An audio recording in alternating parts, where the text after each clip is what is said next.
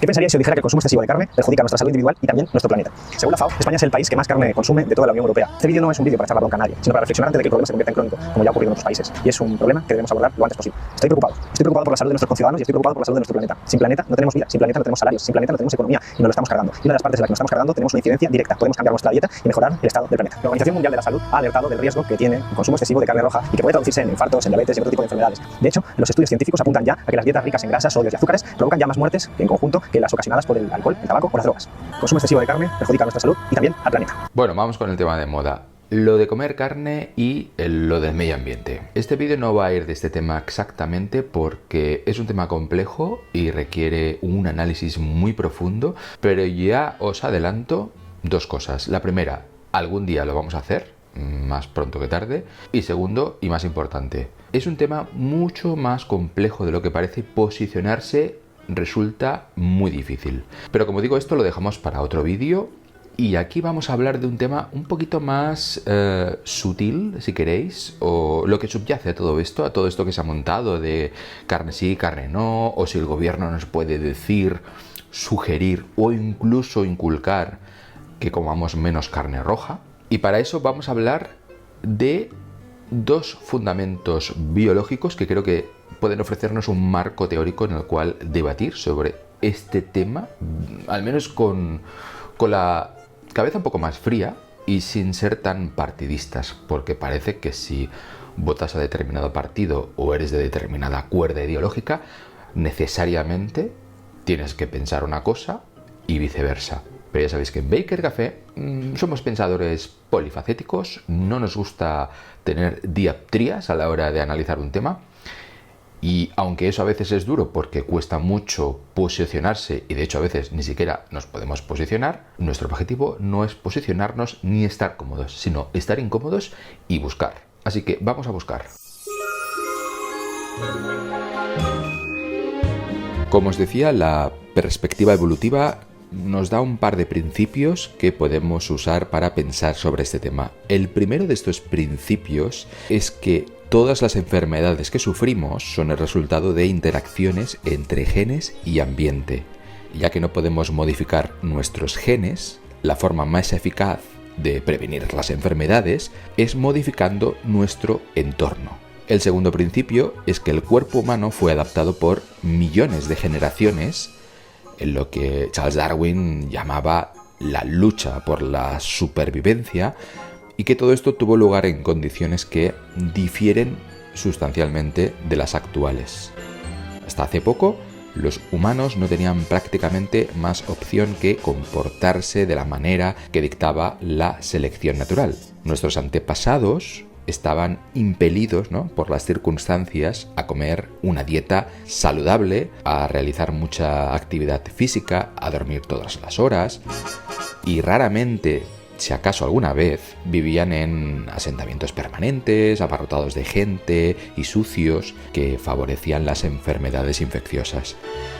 Así pues, los humanos no siempre evolucionaron para elegir comportarse de la manera que más, promueve la salud, sino que se vieron forzados a hacerlo.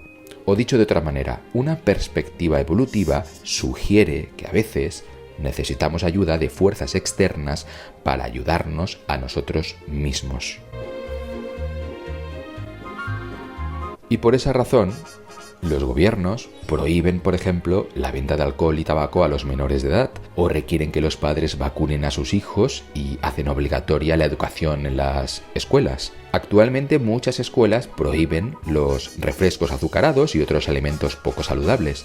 Los gobiernos también prohíben que los niños sean forzados a trabajar largas horas en fábricas. Estas y otras leyes se consideran ampliamente aceptables por razones éticas, sociales y prácticas, pero también tienen sentido desde una perspectiva evolutiva.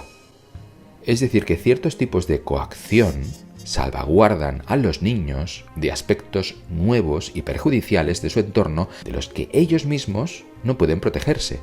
Pero ¿y los adultos? ¿Los adultos también deben ser tratados como niños? Por supuesto, yo creo que los adultos pueden hacer siempre lo que quieran, siempre y cuando no perjudiquen al prójimo y no se salten, por supuesto, el ordenamiento jurídico. Es decir, que cualquiera de nosotros tiene derecho a fumar siempre y cuando otra persona no se vea obligada a inhalar nuestro humo o pagar por los costes médicos de nuestro tratamiento de cáncer de pulmón. También tengo derecho, por ejemplo, a comer tantos pasteles o Oreo shakes, que me encantan, y beber tantos refrescos azucarados como pueda tolerar y permitirme. Al mismo tiempo, los seres humanos, y yo mismo, a veces nos comportamos de formas que no redundan en nuestro propio bien, porque carecemos de la información suficiente, porque no podemos controlar nuestro entorno, porque somos injustamente manipulados por otros o, y esto es importante, porque estamos mal adaptados a controlar nuestros deseos más profundos de comodidades y calorías que solían ser difíciles de encontrar en nuestro pasado. Es decir, que un papel razonable para el gobierno que beneficiaría a todos es que nos ayudara a realizar elecciones que racionalmente todos juzgaríamos que redundan en nuestro bien.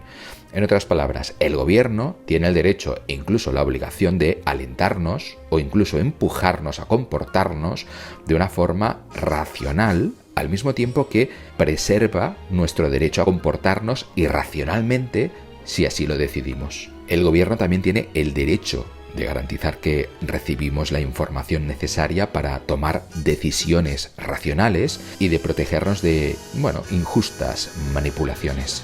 En conclusión, si uno está de acuerdo en que la sociedad debería promover la salud a través de una especie de paternalismo blando, usando su influencia para modificar los entornos evolutivamente nada naturales en los que actualmente vivimos, la pregunta no es si debemos actuar o no, sino cuánto y de qué manera.